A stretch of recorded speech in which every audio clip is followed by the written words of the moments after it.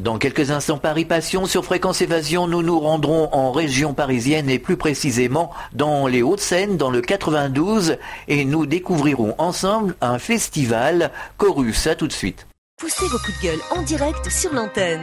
Composez le 09 79 35 29 60, le direct live de Fréquence Évasion. Vos messages seront diffusés chaque jour sur l'antenne.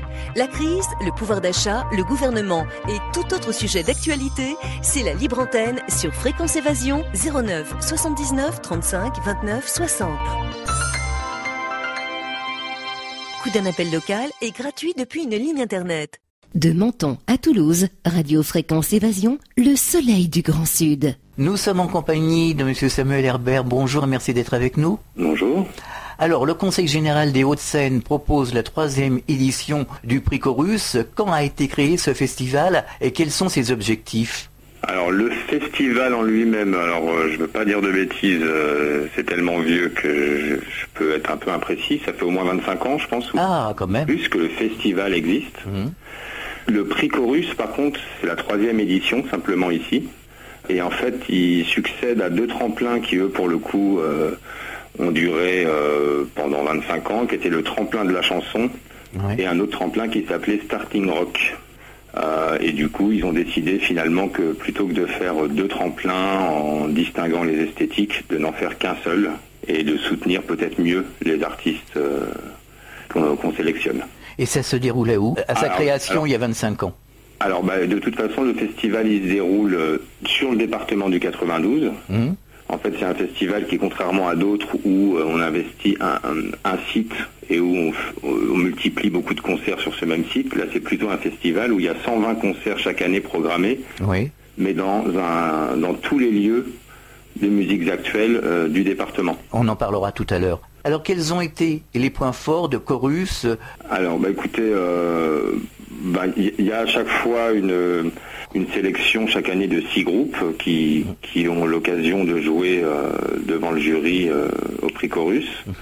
Écoutez, les points forts, je ne sais pas si on peut parler de points forts, en tout cas, on est content de se rendre compte qu'aujourd'hui, il y a des groupes qui commencent à faire parler d'eux, comme le lauréat de l'an dernier qui s'appelle Concrete Knives, qui a fait depuis de belles scènes, rock en scène, les transmusicales, avec des gros succès à chaque fois. Alors, tout étant relatif, ça reste un groupe à découvrir, mais on va dire que ça avance bien depuis qu'ils sont passés par le prix Chorus. Là, c'est Dan de The Do, du groupe The Do, qui est en train de produire leur nouvel album. Donc voilà, j'ai du mal à parler de points forts, puisque ça reste des groupes en développement et à découvrir. À découvrir, oui. Mais en tout cas, on est depuis 2 ans sur les sélections des 2 années précédentes. On est quand même très content du niveau global des artistes qu'on a sélectionnés. Et pour une bonne partie, il y a un groupe qui s'appelle Twin Twin, qui était là il y a 2 ans aussi, qui s'est fait pas mal remarqué depuis, qui va sortir un album très bientôt, si c'est pas déjà fait. Donc voilà, ça défend quand même vraiment une qualité artistique. C'est vraiment notre point fort, quoi. D'accord. Alors, où se déroule justement Chorus ? On parlait de sites tout à l'heure. Vous disiez qu'il y avait plusieurs endroits justement où on pouvait découvrir les formations artistiques. Où se déroule cette manifestation Chorus ? Alors, le festival en lui-même, donc comme je disais tout à l'heure, c'est 120 concerts qui se répartissent sur tout le département du 92, avec donc dans les salles existantes, que ça peut être des théâtres, des salles de concert. Quelle ville par exemple ? Il y en a dans toutes les villes, Châtenay-Malabry, Sceaux, beaucoup de villes du 92, Boulogne, vraiment chaque ville, en gros, chaque ville qui dispose d'un équipement pour diffuser de la musique est sollicitée pendant ce festival.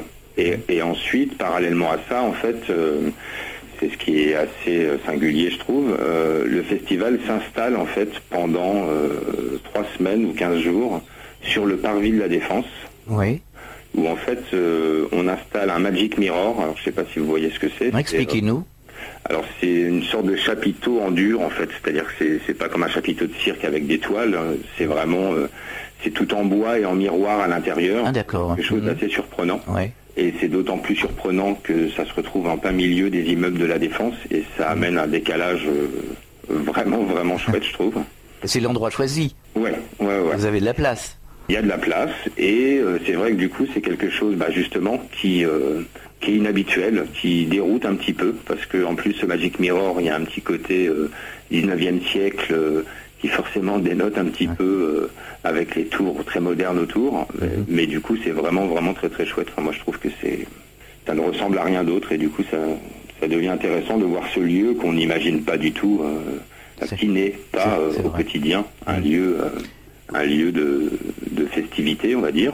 Et ce qui est assez chouette du coup, c'est qu'il y a tout un programme, il y a des concerts tous les soirs, et également tous les midis, où le midi c'est gratuit, et où c'est vraiment plutôt dédié aux découvertes, et où du coup les gens viennent, donc c'est assez amusant aussi, les gens qui donc travaillent à la Défense, pendant le festival, viennent faire leur pause de midi à écouter des groupes de musique. Oui, vous devez avoir beaucoup de monde. Il y a pas mal de monde, ouais. Et je pense que ça fait du bien à tout le monde. Enfin, c'est comme ils n'ont pas ça toute l'année en bas de leur bureau. Je pense qu'ils sont ravis d'avoir cette petite récréation pendant le temps du festival. Comment faire pour participer à ce festival à Chorus des Hauts-de-Seine? Alors, écoutez, il y a un dossier à remplir. Et donc, vous pouvez aller sur le site du festival. C'est chorus.o.2.scène.net, c'est pas très pratique à dire à la radio. En tout cas, vous pouvez télécharger le dossier à remplir. Alors, c'est vrai que c'est quand même... il faut prendre un petit peu de temps pour le remplir, parce que, bon, c'est pas non plus un contrôle comme à l'école, mais on demande quand même, on a envie de connaître à travers ce dossier un petit peu le groupe quand même. Donc, on ne demande pas juste d'envoyer une maquette, on demande aussi d'expliquer un petit peu le projet du groupe, où il en est, quels sont ses objectifs, ses envies et ses besoins. Et du coup, on demande finalement de rédiger un projet, quoi. Puisque le lauréat a un prix de 15 000 €. Dans ce dossier, il y a une question, que feriez-vous de ces 15 000 €? Et puis on demande aux gens de nous faire quand même un petit budget prévisionnel. Donc c'est pas quelque chose qui prend non plus beaucoup de temps, mais il faut réfléchir un petit peu pour le faire. Vous procédez de la même façon chaque année? Oui, sachant que tout a été remis à plat il y a 3 ans quand on a fusionné donc les anciens prix qui étaient le Starting Rock. Alors comment réagit le public? Est-ce qu'il y a un contact direct avec les artistes et les spectateurs? Dans le cadre, donc moi c'est pareil, je vous parle un petit peu du festival dans sa globalité, mais bon, en général c'est toujours sur le tremplin. Donc en fait les artistes qui sont donc sélectionnés sur dossier. Ensuite, on décide pas quel est le lauréat juste sur dossier. C'est-à-dire qu'après, à un moment, le jury dit, pour savoir parmi ces 6 là qu'on a gardés, quel est celui qui est le lauréat, il faut qu'on le voit en concert pour de vrai, qu'on discute avec lui. Chaque groupe vient jouer une demi-heure. Et puis après, il y a des entretiens avec le jury, on discute. C'est toujours très sympathique. C'est pas un entretien d'embauche. Ça se passe toujours vraiment de manière très sympathique, détendue, mais où il y a un vrai moment d'échange. Et ensuite, donc, ces 6 groupes-là reviennent jouer pour la soirée d'ouverture du festival, devant du public cette fois. Alors justement, la question était plutôt dirigée vers le public, c'est-à-dire quand il y a les formations, est-ce que le public a un contact avec les artistes qui jouent, qui sont sur place? Oui, après, j'ai envie de vous dire que ça dépend beaucoup plus des artistes que du public. C'est-à-dire qu'il y a des artistes qui, une fois qu'ils ont joué, se cachent dans les loges, et puis il y a ceux qui sont ravis d'aller dans la salle, donc à cette question, je réponds plus, ça dépend vraiment des artistes, quoi.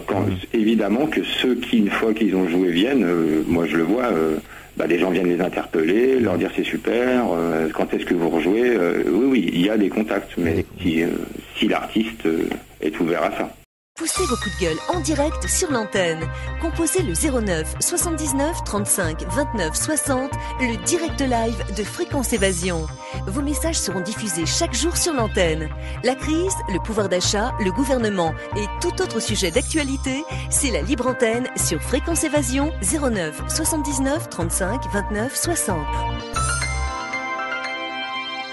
Coup d'un appel local est gratuit depuis une ligne internet. Fréquence Évasion. Est-ce qu'il y a une spécificité cette année pour cette édition Chorus? Non, pas du tout. Rien de spécial. Non. Nous, on continue aussi à affiner un petit peu la manière dont on procède, mais sinon, il n'y a pas de spécificité. C'est vraiment ouvert à tous les styles de musique, Non, justement, on n'a pas envie de resserrer, ni sur un style ou sur quelque chose, ni d'ailleurs de s'imposer des quotas en disant il faut qu'on ait à tout prix tant de pourcents de hip-hop et tant de pourcents de chansons françaises. On sélectionne vraiment les dossiers sur la qualité artistique, sans calcul derrière, nous, de dire il faut que ça rentre dans une case ou dans une autre. Donc non, je peux pas vous dire qu'il y a une spécificité cette année. Est-ce qu'il y a des gens de l'extérieur, des provinciaux, qui viennent, par exemple du Sud, se promener à la capitale et découvrir ce genre de festival? Est-ce que vous avez eu des gens venant de l'extérieur? Du public? Oui, du public. Alors ça peut, y en a peut-être, mais bon, ça on peut pas trop savoir d'où viennent les gens. J'ai quand même un petit peu du mal à penser que des gens traverseraient la France. Vous savez, nous, maintenant on a 2h50 de Paris et beaucoup de sudistes viennent à la capitale découvrir telle ou telle chose. Donc l'occasion faisant le larron. Alors donc à la fois c'est vrai que j'ai du mal à donner une réponse précise puisque malheureusement on peut pas trop savoir d'où viennent les gens qui composent un public puisqu'on leur demande pas. C'est vrai que ce qui est peut-être un peu différent sur ce festival-là par rapport à d'autres festivals, je pense à Rock en Seine par exemple, c'est que justement à Rock en Seine on peut se déplacer, pour le coup là ça vient de très loin, oui. Mais effectivement on est 3 jours sur le même site et il y a 50 groupes par jour, quoi. Oui. Nous c'est du coup un festival qui est à la fois éclaté dans le temps et géographiquement, qui fait que j'ai envie de dire ce côté je me déplace, je mange du groupe pendant 3 jours entre guillemets, et je reviens chez moi, c'est un peu moins vrai pour ce festival-là quand même. Non, parce qu'on a eu l'exemple avec le festival de jazz à Saint-Maur dans le 94, par exemple. Il y avait des gens qui venaient quand même de l'extérieur. Ah non, mais par contre, je dis pas que ça vient pas de l'extérieur. Je peux pas vous le confirmer, je n'ai pas eu connaissance, mais...